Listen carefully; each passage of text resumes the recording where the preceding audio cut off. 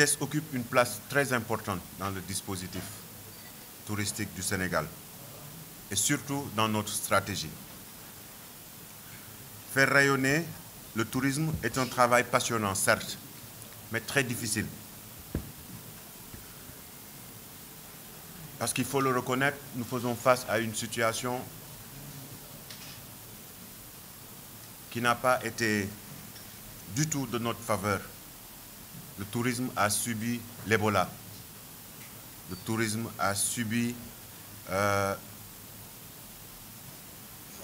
cette influence d'insécurité. Le tourisme a subi vraiment ces années-ci des attaques qui n'étaient pas attendues. Raison pour laquelle il faut se réorganiser. Il faut se réorganiser pour deux choses. Se réorganiser pour exister en tenant compte des situations nouvelles. Se réorganiser aussi pour protéger les acteurs. Depuis l'indépendance, il y a eu du tourisme au Sénégal, notamment une volonté manifeste du président Senghor de le faire.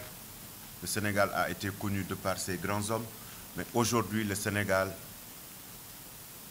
doit booster le secteur touristique parce que c'est une volonté politique du président de la République, mais parce qu'il y a un gain économique à atteindre des objectifs qui nous ont été fixés.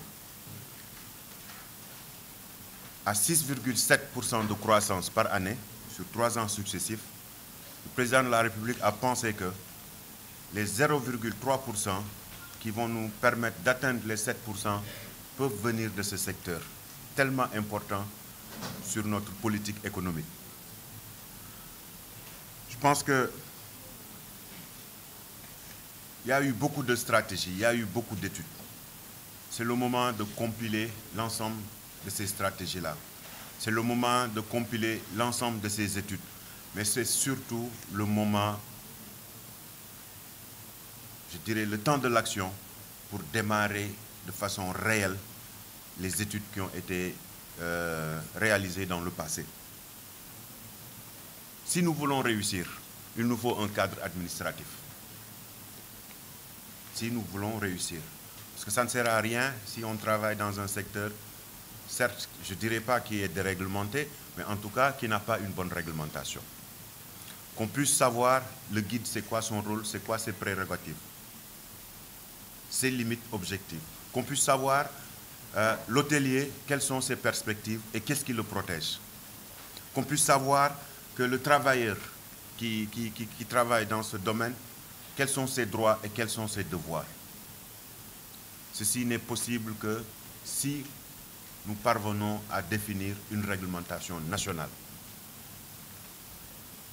La loi, le code du tourisme et des procédures qui montreront les cheminements à emprunter pour arriver à tel objectif.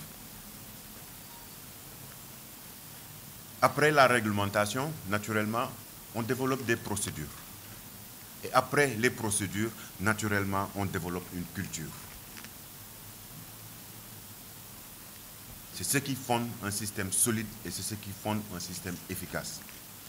Si nous avions une réglementation, Madame la Présidente, de l'association des guides n'aurait pas de pareilles préoccupations du moins.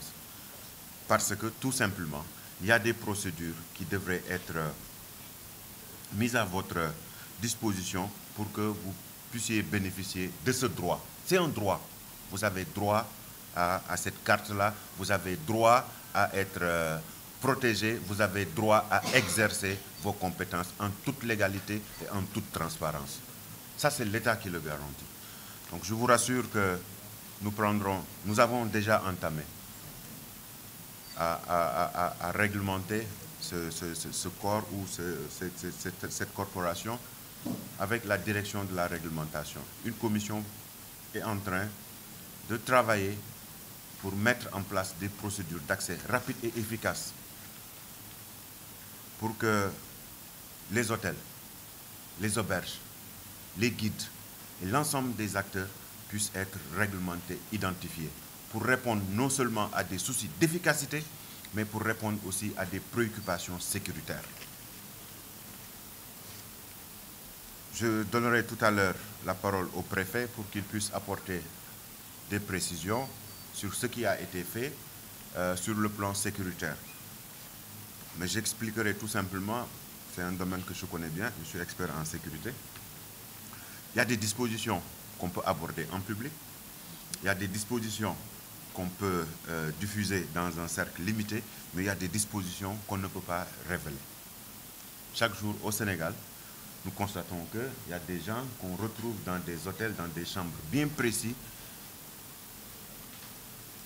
même s'il y a des soupçons, mais le travail se fait efficacement. Et de par la grâce de Dieu et la volonté du président et les dispositions prises par le gouvernement, nous n'avons pas encore ces problèmes. Mais il faut s'y préparer.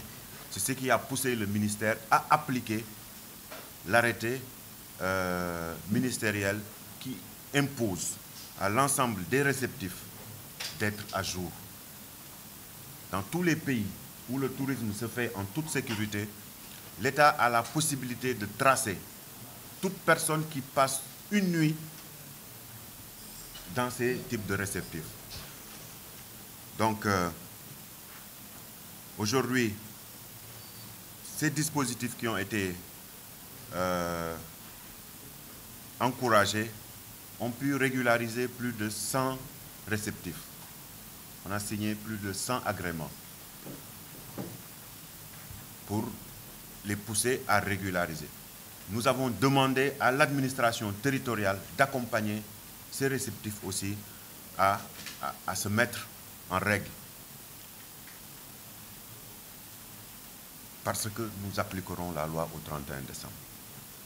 Il y va de la sécurité de notre pays, il y va de la sécurité de nos concitoyens, il y va de la sécurité même des hôteliers et des travailleurs qui travaillent dans ces sites. Il faut nous donner les moyens quand même de continuer à rassurer les potentiels touristes qui viennent au Sénégal. Parce que je pense qu'il y a eu des études qu'on a eues d'experts dans le domaine qui disent que le choix d'un touriste est guidé à 40% actuellement sur la base de préoccupations sécuritaires. Donc ça ne sert à rien de faire une bonne promotion, ça ne sert à rien de mettre en place des réceptifs haut de gamme qui dépassent même les normes si nous ne pouvons pas donner des garanties sécuritaires. C'est l'investissement de l'État, des privés, des hôteliers et des gens même qui se sont donné les moyens de se capaciter dans ce domaine qui sera remis en jeu. Donc, je pense qu'il y a ce domaine-là. Il y a aussi, Monsieur le Président, cette volonté d'aider les hôteliers sénégalais, pas étrangers.